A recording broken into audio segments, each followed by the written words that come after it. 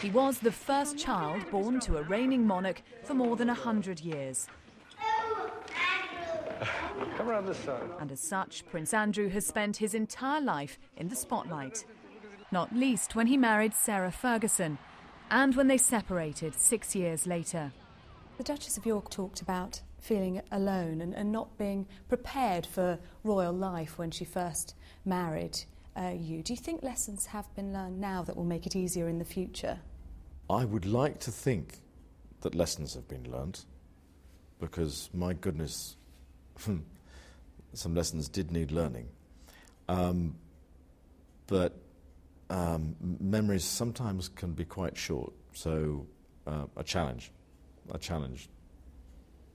I think, if anything, if those sorts of well, when it happens again, which it will do with William and Harry,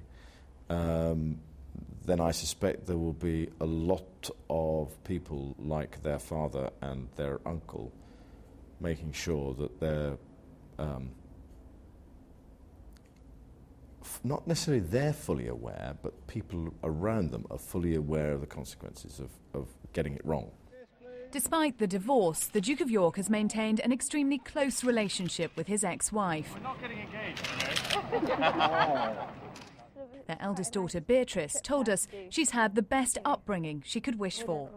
Divorce is not really a word at home, because we're so lucky that we have a cushion that we have at home that said happiness is being married to your best friend, and really that's what they are. They are the best of friends, and marriage, it didn't, they sort of, for other reasons, it wasn't really there, but when they come together and they are so strong, the two of them, with what they believe and what they stand for, that it's a great co-parenting organisation. Your two daughters, how do you think they would describe Dad? Well, they have described me, I understand, as the best dad in the world, or something similar along the line, or the best single dad in the world, or the best, I don't know, something like that. You'd have to ask them that question rather than me. The best single dad.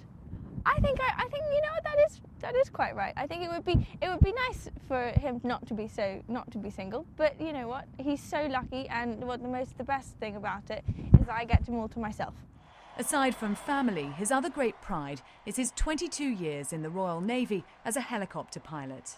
You served in the Falklands. Yep. Prince Harry was able to go to Afghanistan. I mean, Prince William has said he'd love to see frontline service. How important is it, do you think? I think that the fact that Harry was able to go to Afghanistan for however short a period,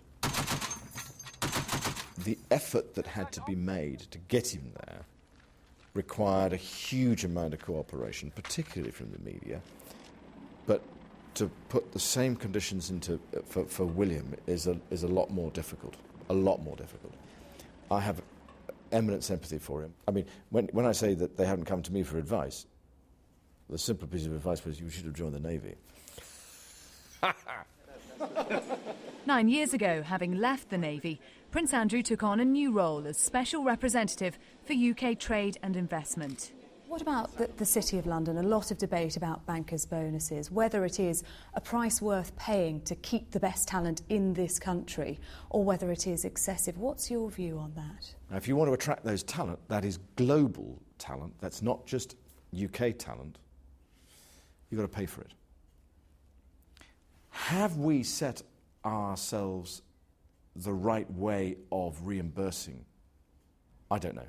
But I don't believe that bonus as a culture is wrong. And I also think that really, at the end of the day, we should stop vilifying the banks and the bankers. Not because necessarily they haven't done anything wrong. Yes, they have. But actually, if we want to get ourselves out of the mess we're in, we've got to give them the opportunity and the conditions for them to be able to lend the money in order for the people who have been made redundant to get back into work. Now, you have to travel a lot for your role. That has led to the that has led to the tabloids to coin the nickname Air Miles Andy. How do you feel about that? Well, it's a fact of life. in order to do what I do for the UK and for UK business, I have to travel. Well, no, that's it. It's one of those unfortunate, as it were, tags that one has to put up with.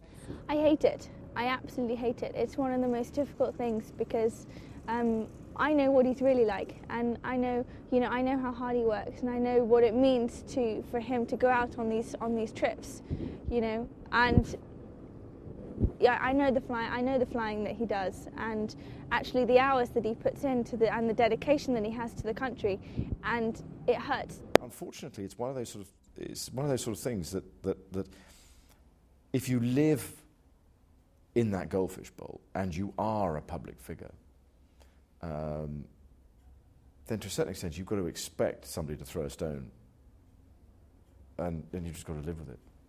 Your Royal Highness, thank you very much, and happy birthday. Thank you very much indeed. No, delighted. Great pleasure to see you.